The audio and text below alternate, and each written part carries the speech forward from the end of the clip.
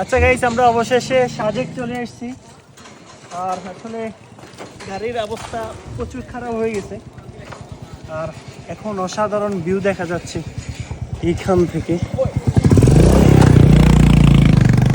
তো মানে খুব শান্তি লাগতেছে এখন ভিউটা দেখে। আর বাইকের অবস্থা প্রচুর খারাপ হয়ে গেছে ভাই, মানে লাস্ট 5 কিলো এত কষ্ট হয় উঠতে, বুঝছেন। আর এখন এখান থেকে এই যে এই ভিউটা দেখার জন্যই আমরা বারবার সাজেকে আসি। আর এইখানে পাকা দেখতেছেন যে ফাঁকা জায়গাগুলো, যে রিসোর্টগুলো ছিল সেগুলো পুড়ে গেছে, বুঝছেন।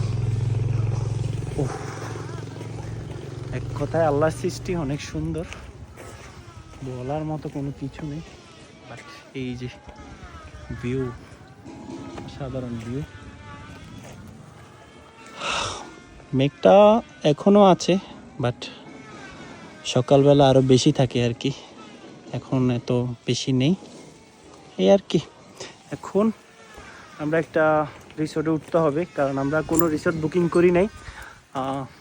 সকাল থেকে প্রচুর বৃষ্টি, মানে সব কিছু একদম উল্টে গেছে, দেখছেন কাদায় কি অবস্থা হয়ে আছে। তো মাত্র সাজেকে এসে ঢুকছি, স্কোয়াডে দেখলাম যে তেমন মানুষ ঢুকে নাই। তার জন্য কোনো টেনশন নাই, রুম নিতে পারবো। তো একটু ভিউটা দেখতেছি আর কি। এ হচ্ছে যে মিজোরাম ভিউ। আর এগুলা পুড়ে গেছে, যেগুলো আপনারা দেখছেন আর কি, যেগুলো পুড়ে গেছিল এইখানে রিসোর্টগুলোই পুড়ে গেছে। ম্যাটগুলো এখনো দেখা যাচ্ছে অল্প অল্প এই আর কি। তো পরে কথা হবে আপনাদের সাথে। 2 দিন থাকবো সাজেকে। তো এখন একটা রুম নিব, তারপর একটু ফ্রেশ হয়ে তারপর আবার বের হব এই আর কি। তো আল্লাহ হাফেজ।